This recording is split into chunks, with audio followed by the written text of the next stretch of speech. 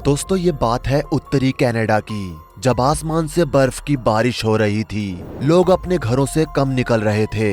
उसी समय मीडिया की एक खबर से पूरे कनाडा में सनसनी मच जाती है। असल में खबर ये थी कि उत्तरी कनाडा की एक स्थानीय जनजाति, जिसे इन्यूट जनजाति के नाम से जाना जाता था, वो अचानक से गायब हो गई।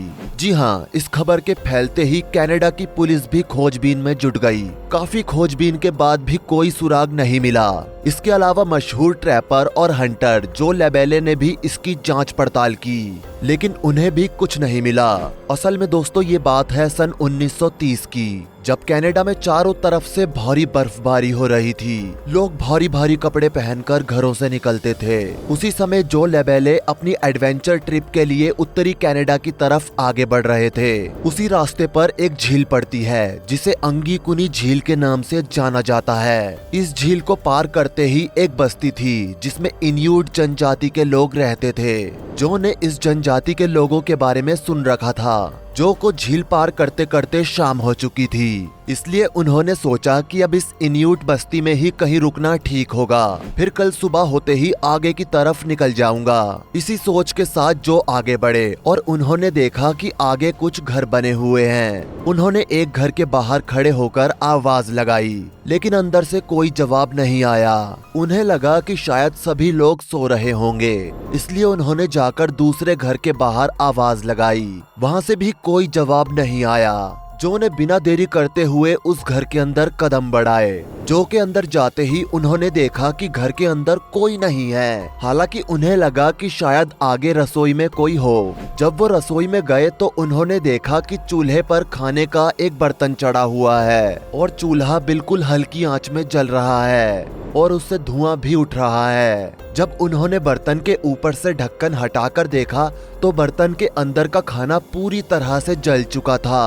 उन्हें लगा कि शायद यहाँ बर्तन पर खाना रखकर कोई बाहर की ओर चला गया है, इसलिए जो भी घर से बाहर निकल आए। लेकिन जो को वहाँ चीजें बहुत अजीब लग रही थी, क्योंकि वहाँ काफी सारे घर थे लेकिन बहुत शांति फैली हुई थी। किसी घर के बाहर कोई नहीं था और सभी के घर के दरवाजे खुले हुए थे। जो आगे बढ़े और फाइनली उन्हें कुछ कुत्ते दिखाई दिए जो कि अक्सर इस जनजाति के लोग शिकार के लिए पालते थे। उन्होंने देखा कि कुछ कुत्ते जमीन पर आराम से लेटे हुए हैं और उन कुत्तों के सामने खाना रखा हुआ है। उन्हें लगा कि कुत्ते खाना खाकर आराम से सो रहे हैं। जो ने उन कुत्तों को पुचकारा लेकिन कुत्ते हिले भी नहीं। जो को अजीब लगा। जो ने उन्हें एक छोटा कंकड़ मारा, लेकिन उन कुत्तों में फिर भी कोई हरकत नहीं हुई। अंत में जो उनके पास गए और उन्हें छूकर देखा, तब भी उनमें कोई हलचल नहीं हुई। जो ने चेक किया तो उन्हें अचंभा हुआ, क्योंकि कुत्ते मरे हुए थे और वहाँ करीब 8 कुत्ते बंधे हुए थे और सब के सब मरे हुए थे। जो को कुछ ठीक नहीं लगा। उन्होंने हर घर में घुसकर देखा, लेकिन किसी भी घर में कोई नहीं था। उस बस्ती में इतनी शांति पड़ी थी कि पास में बहने वाली अंगीकुनी झील के बहने की आवाज साफ सुनाई आ रही थी। इतने सारे परिवार का अचानक से गायब हो जाना एक आश्चर्य की बात थी। जो को लगा कि शायद किसी लुटेरे समूह ने लूटने के लिए यहाँ आक्रमण किया हो, लेकिन वहाँ किसी भी लूटमार और खून खराबे का कोई निशान नहीं था और ना ही कोई लड़ाई के संकेत मिले थे, क्योंकि सारी चीजें अपनी जगह पर थी। कहीं भी कुछ अस्त व्यस्त नहीं था। अब जो के दिमाग में एक बात बैठ गई थी कि इस बस्ती में कोई नहीं है। अब वो अपना सामान रखकर इधर उधर भागने लगे।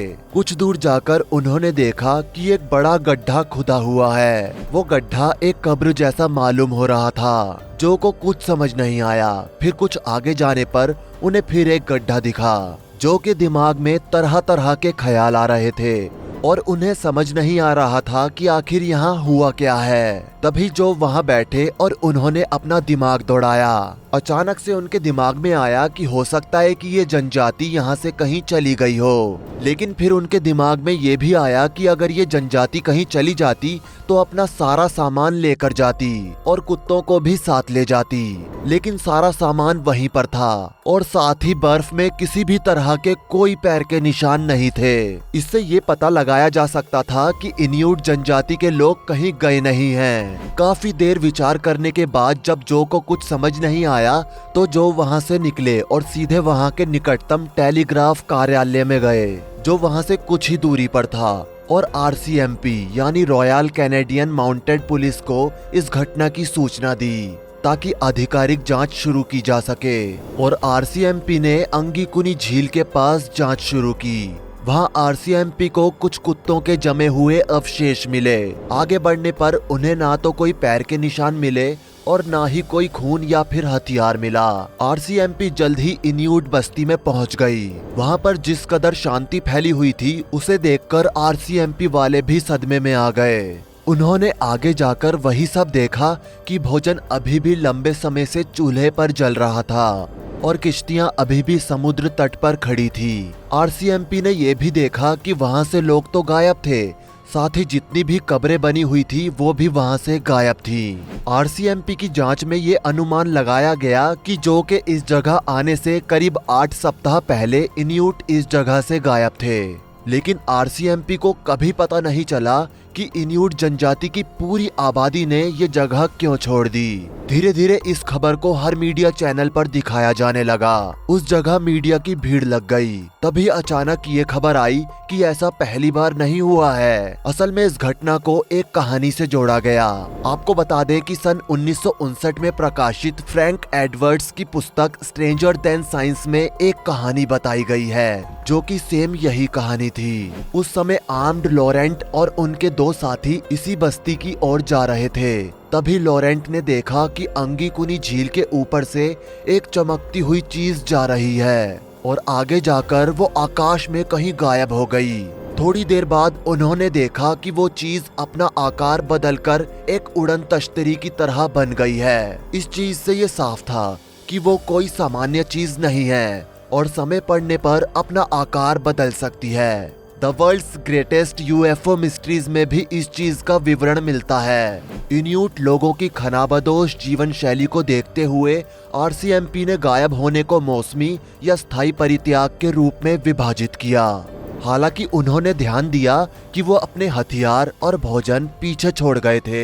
ऐसा प्रतीत नहीं हुआ कि ये गांव मानव जीवन से रहित है। भोजन प्लेटों पर था, कपड़े लाइनों से लटक रहे थे, बंदूकें पड़ी थी, आधा पका हुआ भोजन पत्थर पर था।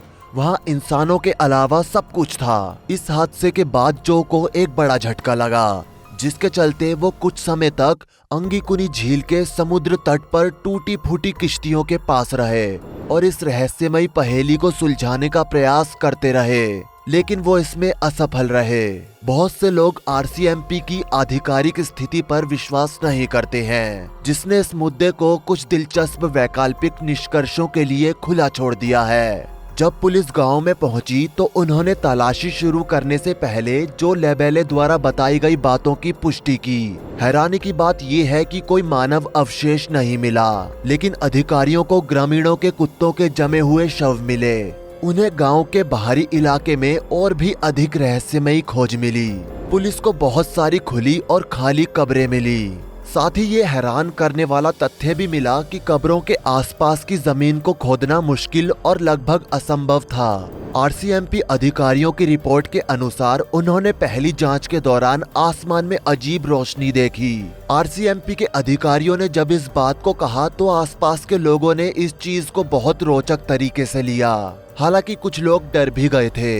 हालांकि इस घटना के होने पर जो के ऊपर भी थोड़ा संदेह जताया गया, जैसे कि ये घटना नवंबर में घटी थी, जब तापमान 0 से 13 डिग्री नीचे था और अंगीकुनी झील बर्फ की पतली चादर में बदल गई थी। इससे पता चलता है कि समुद्र तट की कश्ती लहरों की गति से अप्रभावित रहेगी। हालांकि ऐसा नहीं था। इन गायब हुए लोगों को कैंप फायर की कहानी से भी जोड़कर देखा गया कि शायद कहीं किसी भूत ने आकर पूरी जनजाति को ही गायब ना कर दिया हो। ऐसी कई कहानियां अक्सर कनाडा में सुनाई जाती है, जिसमें से कुछ सच भी होती हैं। हालांकि इस घटना से RCMP बिल्कुल हिल गई थी। क्योंकि उसके सामने ऐसा केस पहली बार हुआ था।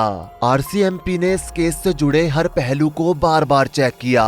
कई बार तो आरसीएमपी ने इन्यूट जनजाति के रहने वाली जगह पर कैंप भी लगाया, लेकिन उन्हें किसी भी तरह की कोई पैरानॉर्मल एक्टिविटी नहीं समझ में आई।